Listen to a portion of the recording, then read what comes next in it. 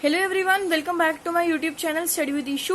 तो बच्चों, आज मैं आपके लिए लेकर आई हूँ आपकी गुलमोहर क्लास 7th बुक का चैप्टर नंबर 5, जो कि है शब्द एवं शब्द भेद। तो इस चैप्टर को स्टार्ट करने से पहले अगर आपने अभी तक चैनल को सब्सक्राइब नहीं करा और आप वीडियो देख रहे हो तो जल्दी से सब्सक्राइब कर दीजिए और जल्दी से वीडियो को लाइक भी कर दीजिए फॉर मोर अपडेट्स, और बेल आइकन को भी प्रेस कर दीजिए ताकि लेटेस्ट वीडियो के अपडेट्स आपको पता चलते रहें। और आज बच्चों हम स्टार्ट करने वाले हैं आपका पाठ 5, जो कि है शब्द एवं शब्द भेद। तो शब्द का मतलब होता है बच्चों वर्ड्स, एवं मतलब एंड, शब्द भेद मतलब there types. So words and there types हम पढ़ने वाले हैं चैप्टर में। तो काफी कुछ है इस चैप्टर में सीखने वाला, समझने वाला, तो आपको बहुत ध्यान से पढ़ना होगा। ये चैप्टर छोटा सा ही चैप्टर है, ज्यादा लंबा नहीं है और है भी इंटरेस्टिंग। तो बच्चों, सबसे पहले हम चैप्टर को करते हैं स्टार्ट। पाठ हमारा कौन सा है बच्चों? 5, शब्द भेद एवं शब्द भेद। शब्द एवं शब्द भेद। शब्द के तात्पर्य। शब्द का मतलब क्या है? विभिन्न ध्वनियों के मेल से बनी गई रचना को शब्द कहते हैं। बहुत सारी ध्वनियों की जो मेल होता है उसको हम शब्द कहते हैं बच्चों। शब्द भाषा की अर्थावन या सार्थक इकाई कहते हैं। हम जो शब्द होते हैं वो भाषा की सार्थक इकाई होता है। शब्द भाषा की स्वतंत्र इकाई है। शब्द की परिभाषा बच्चों, ध्वनियों को ऐसे समूह, मतलब जितने भी हमारी ध्वनियां हैं उसका समूह, उसका ग्रुप जो अर्थवान तथा स्वतंत्र होता है, जो जिसका कोई मीनिंग होता है और वो स्वतंत्र होता है, फ्रीडम होता है, उसको हम शब्द कहते हैं। ओके, अब हम पढ़ने जा रहे हैं बच्चों शब्द भंडार। शब्द का भंडार है, बहुत सारे शब्द, जैसे हर शब्द के ना जाने कितने शब्द होते हैं। ये सभी शब्दों ही एक प्रकार के नहीं होते, सभी शब्द एक प्रकार के नहीं होते बच्चों। कुछ शब्द वस्तु के होते हैं, व्यक्ति के, स्थान के, भाव के, आदि के नाम के बहुत सारे होते हैं। जैसे सूचना देते हैं, जैसे कुर्सी हो गई, मेज हो गया, मोहन, आगरा, दिल्ली, अच्छाई, बुराई आदि। कुछ शब्द अन्य शब्दों की विशेषता बताने वाले विशेषण शब्द कहलाते हैं, जैसे छोटा, बड़ा, ऊंचा, नीचा, काला, सफेद, मोटा, गोरा, कैसा है, असुंदर है आदि।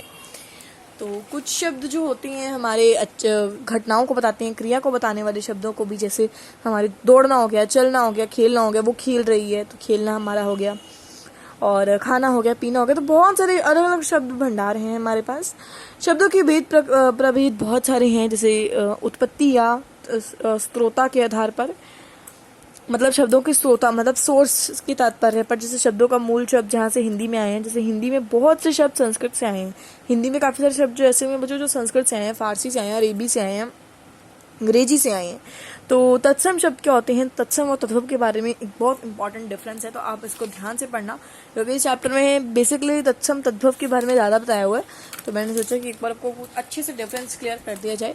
तत्सम शब्द वो होते हैं, तत्सम शब्द का अर्थ होता है उसके संस्कृत के समान, मतलब जो संस्कृत के समान होते हैं उसको हम तत्सम शब्द कहते हैं। अर्थात श्रोता भाषा संस्कृत के समान हिंदी में अनेक शब्द संस्कृत के सीधे आई हैं और आज भी उस रूप में प्रयुक्त किए जाते हैं।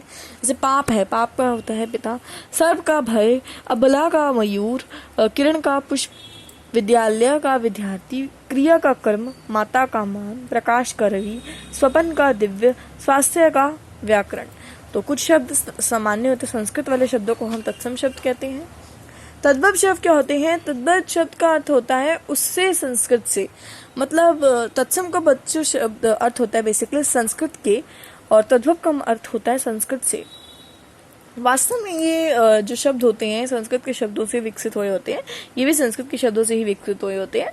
जैसे दांत हो गया, तो तद्भव तो इसका दांत है, लेकिन मूल संस्कृत शब्द होता है वो उसका दंत हो जाएगा। सांप है, सांप का सर्प होता है, दो का दवी होता है, रात का रात्रि होता है।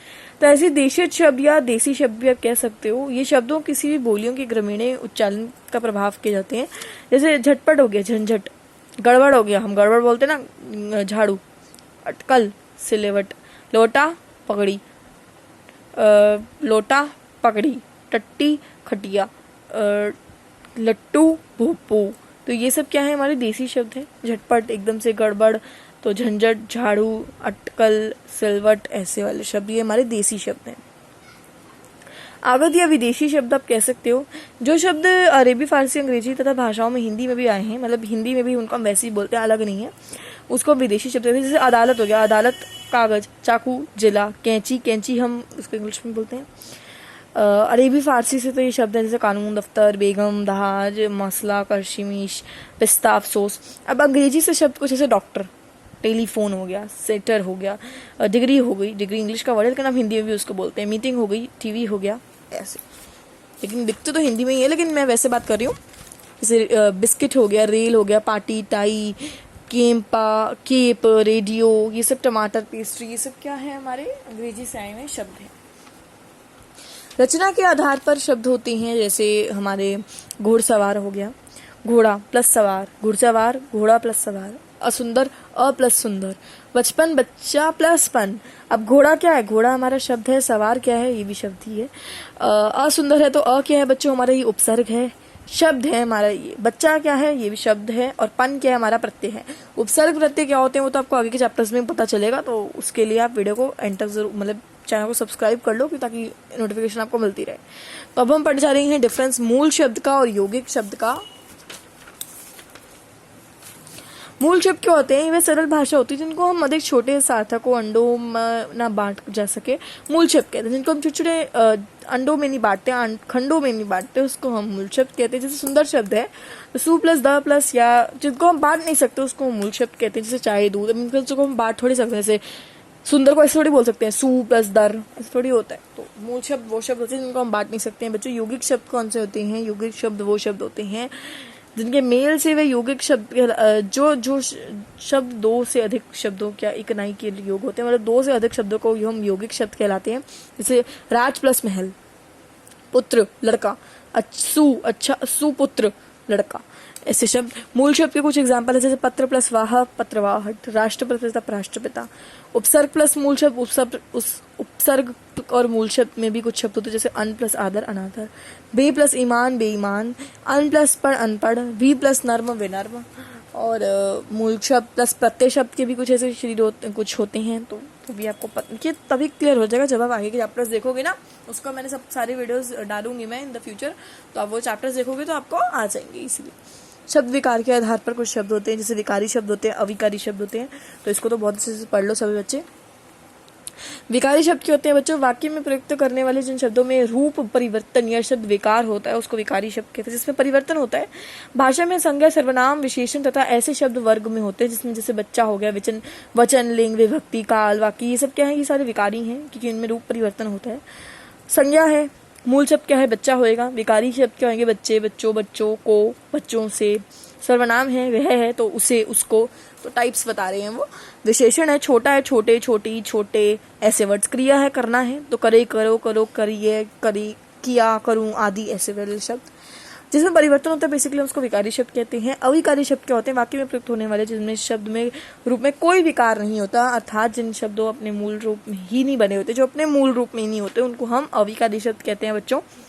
अविकारी शब्द में जैसे क्रिया विशेषण हो गया, संबोधक हो गया, समुच्चय बोधक हो गया, विस्मय बोधक हो गया, आते हैं। अब क्रिया विशेषण क्या होता है, जैसे मान लो विशेषण तो हमारा विकारी हो गया क्योंकि छोटा। अब कैसा है वो, छोटा है, बच्चा छोटा है, हाय, अरे, ये सब क्या हो गए, हमारे अविकारी हो गए। क्रिया विशेषण जैसे यहाँ, वहाँ, कल, आज, ये सब। संबोधक में से, पहले से, साथ। समुच्चय बोधक में यार, अथवा, परंतु आदि। विस्मय बोधक में अरे, हाय, उफ आदि। तो ये भी एक बार आप लोग रीड कर लीजिएगा। और अर्थ के आधार पर भी होते हैं, जैसे एकार्थी शब्द होते हैं, अनेकार्थी होते हैं, पर्यायवाची, विलोम होते हैं, तो इनके बारे में हम आगे बहुत अच्छे से पढ़ेंगे, लेकिन थोड़ा बहुत अभी हम पढ़ लेते हैं। एकार्थी शब्द क्या होते हैं, जिन शब्दों की, हाँ, एकार्थी शब्द क्या होते हैं बच्चों, एक सेकेंड,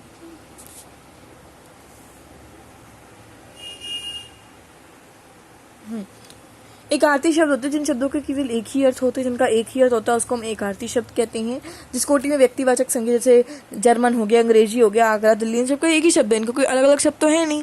अनेकार्थी शब्द होते हैं जिन शब्दों के एक से अधिक शब्द होते हैं, मतलब बहुत सारे शब्द होते हैं जिन उनको हम अनेकार्थी शब्द कहते हैं। पर्यायवाची शब्द क्या होते हैं बच्चों, पर्यायवाची शब्द वो शब्द होते हैं ऐसे शब्दों का जिनका अर्थ ही एक ही होता है, मतलब सेम होते हैं वो, जैसे पानी का, जल, नीर, वारी, बादल का, ये तो आपको पता ही होगा, बचपन से पढ़ते आ रहे हो। विलोम शब्द मतलब अपोजिट शब्द जो विपरीत होते हैं, जैसे अंधकार हो गया, अंधकार का प्रकाश, गुण का अवगुण, पाप का पुण्य, उचित का अनुचित, अर्थ का अनर्थ, आदर का अनादर, मित्र का शत्रु, दिन का रात, वो अपोजिट शब्द। तो बच्चे एक्सरसाइज आप खुद फाइंड करने की कोशिश करना, बहुत अच्छा, मुझे बहुत अच्छा लगेगा अगर आप लोग अपनी एक्सरसाइज खुद फाइंड करने की कोशिश करोगे।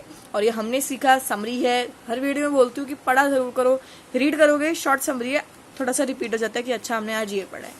तो बच्चों यहीं हमारा चैप्टर कंप्लीट होता है। अगर आपको कोई डाउट लगता है इस चैप्टर में तो आप मुझे कमेंट सेक्शन में बता सकते हो। वैसे तो मैंने आपको बहुत अच्छे से एक्सप्लेन कर दिया चैप्टर नंबर 5 शब्द एवं शब्द भेद। तो I will meet you all in the next video. तब तक के लिए take care and bye all.